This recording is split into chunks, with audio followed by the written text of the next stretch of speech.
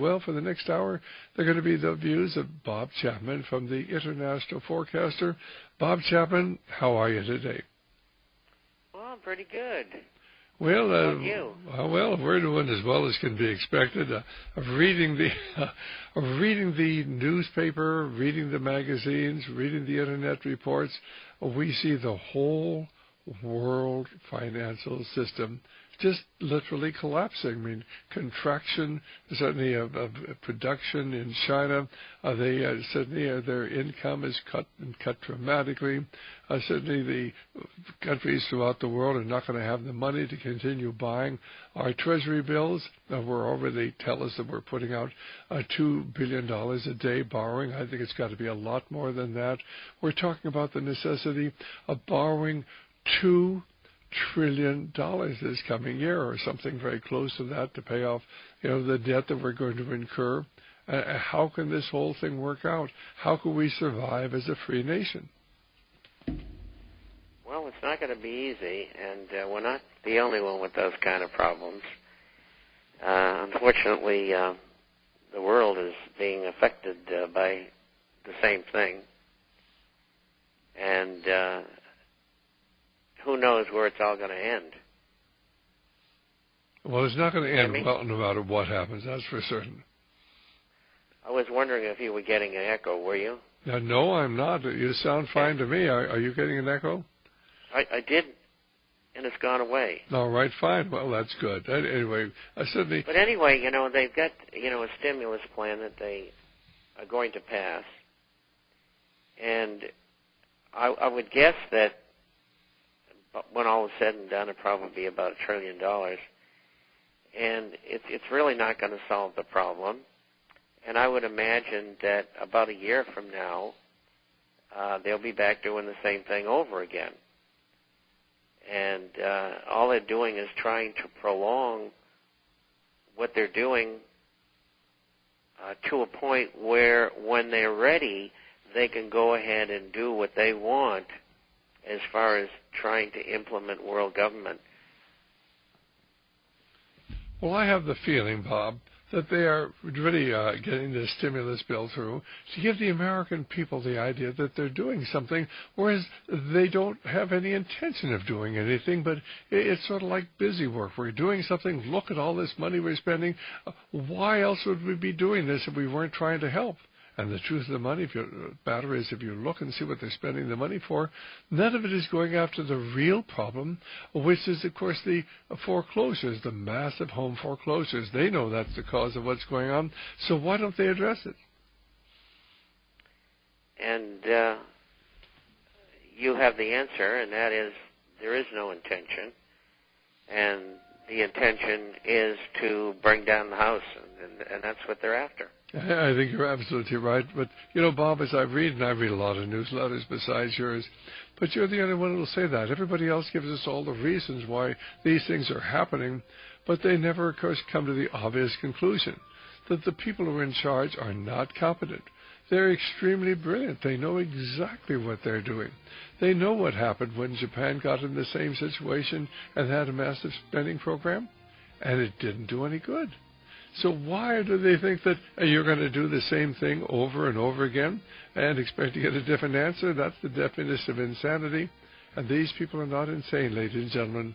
They just want to convince us that they're insane. We'll be back in just a moment with Bob Chapman.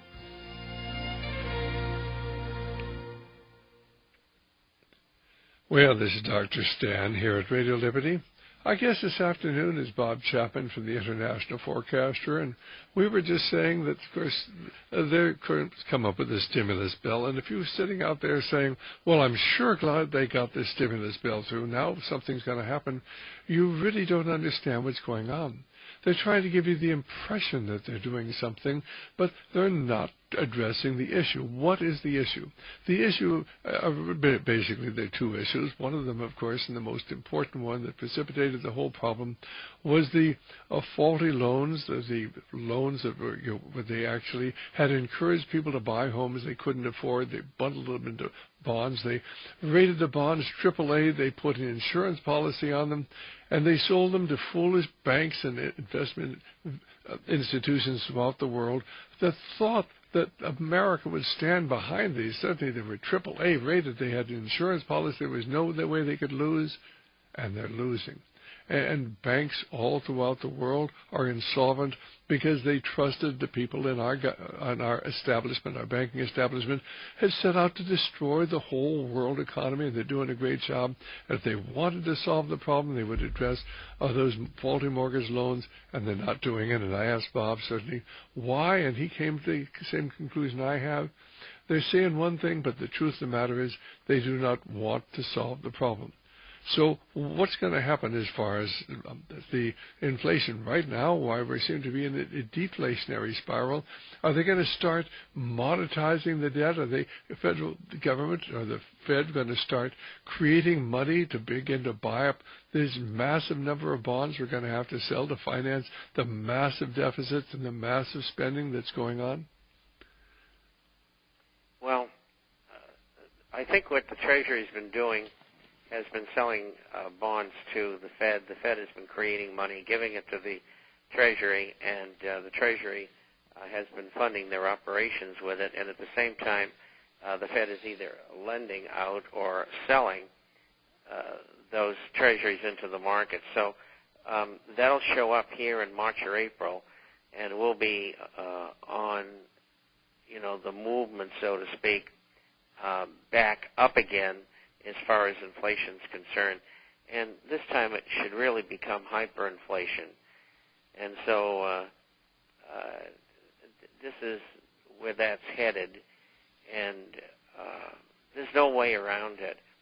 And they could go off and do this, for 2 or 3 more years. Because people don't understand what they're doing. Hold that thought for just a moment. We're going to bring our station to the national forecaster. He says that they can continue doing what they're doing for 2 or 3 more years. In other words, massive spending, and then the Treasury moves in and buys the Treasury bonds. And my producer said, of course, Bob Chapman. Of course, it's Bob Chapman. They are going to come in and buy the Treasury bonds, but they're going to have to create the money. And of course, you begin to expand massively the money supply. Why, pretty soon that leads to, Zimbabwe type inflation. Bob, I noticed something you said in your last newsletter. You said that it increased or tripled the monetary base over the last 3 months. Could you explain what that meant, or what you meant by that? Well, the combination of the increase in M3, which is no longer published, and also the amount of money that's being pumped into the system by the Fed, money and credit, aggregated that. Well, would you explain that basically what you're saying? They're increasing the money base, the money and credit that's out there massively. A triple increase in the last few months will mean hyperinflation here in 6 months, a year, 2 years? Well, my feeling is that it'll start appearing in March. That's about 3 or 4 months after the beginning of the increase, and that's when you go directly into the system like that, it happens pretty quickly. And so it'll start off a little slowly. I figure right now inflation is about 9 to 10%. They're calling it around 3%. And I think it'll probably slowly move up to 11, and then as the year wears on, it'll start jumping and probably get back up to 13.5%, 15%, and then from there it'll launch, because they're going to keep on doing this. They're not solving the problem. All they're doing is protecting the financial industry, and in the housing industry, you get 11.5 months or so of inventory. Interest rates have moved back up again. I've been getting letters in, people getting 15 and 20-year loans at 4.35 and 4.5, and some of them at 4 5/8 and 3/4. But those rates are not going to stay long if the 10-year U.S. Treasury note moves back over 3%. It traded over 3 today at 303, end of the day about 3%. And I had forecast that by the end of the year, I think it will probably be around 4%. And that's going to put a real crimp in people refinancing.